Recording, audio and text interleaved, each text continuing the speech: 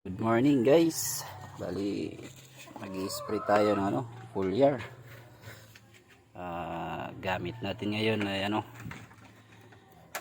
itong bagong nabili ko.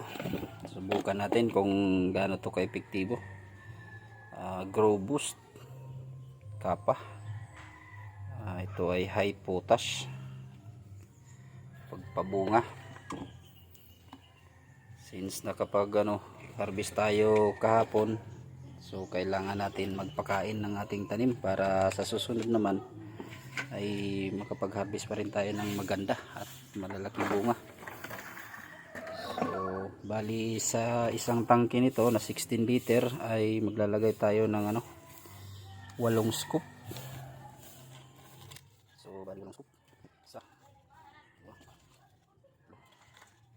Bali tutunawin muna natin to bago natin ilagay kasi powder siya, para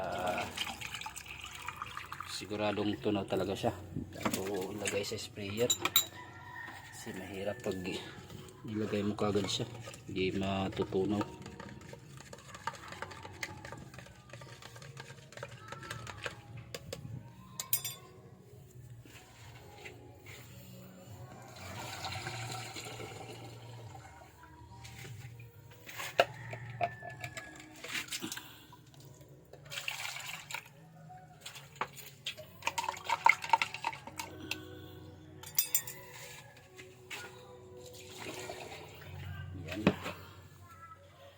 At magdadagdag tayo ng dadagdag tayo ng ito Cow Life calcium, magnesium, boron, zinc, iron. Maganda to siya sa pampakapit ng bulaklak, tsaka sa magnesium. Yan. Bali maglalagay tayo dito ng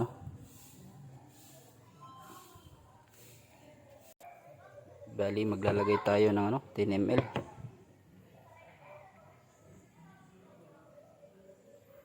Yan, 10 ml yan.